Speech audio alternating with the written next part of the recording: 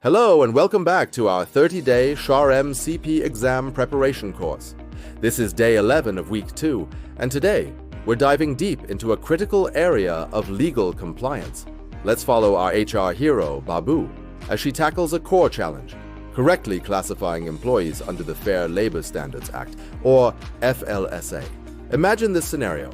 A top-performing salesperson at your company frequently works 60 hours a week. She's highly compensated. So, can the company simply label her as salaried to avoid paying overtime?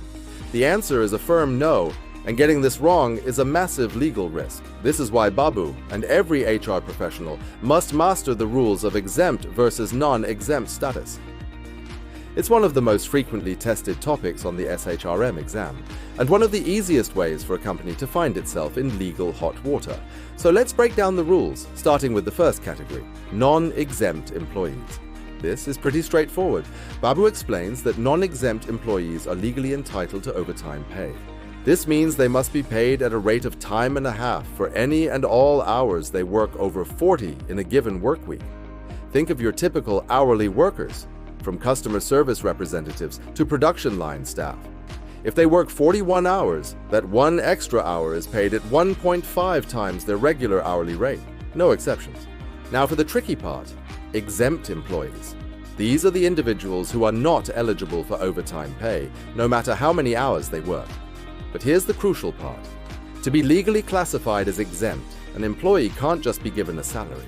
They must meet 3 very specific and stringent tests all at the same time. First is the salary basis test. This means the employee must be paid a fixed, predetermined salary that doesn't change based on the quantity or quality of their work. Whether they work 30 hours or 50 hours in a week, their paycheck remains the same.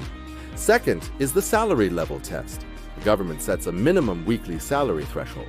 An employee's salary must meet or exceed this specific dollar amount to even be considered for exempt status. This threshold is updated periodically, so as an HR pro, you must stay current on the latest figures. And third, and often the most complex, is the duties test. This is where it gets really interesting. The employee's primary job duties must fall into specific categories, such as executive, administrative, or professional roles. This isn't about job titles. It's about the actual work they perform day to day.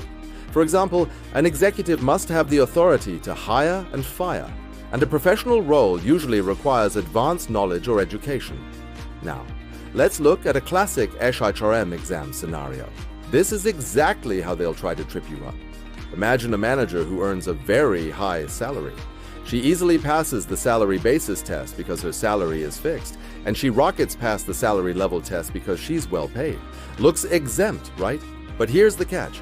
A closer look reveals that 80% of her time is spent performing the same manual, non-managerial tasks as her subordinates. She's stocking shelves and running the cash register right alongside her team. So, what is the correct SHRM action? Despite her high pay and manager title, she must be classified as non-exempt. Why? Because she fails the duties test. Her primary duties are not managerial. The key takeaway here is that high pay and a fancy title do not automatically make someone exempt. The actual work performed is what truly matters in the eyes of the law. So, let's summarize today's critical learning. When classifying an employee, HR must apply 3 tests: the salary basis test, the salary level test, and the duties test. Remember, an employee must pass all 3 of these tests to be classified as exempt.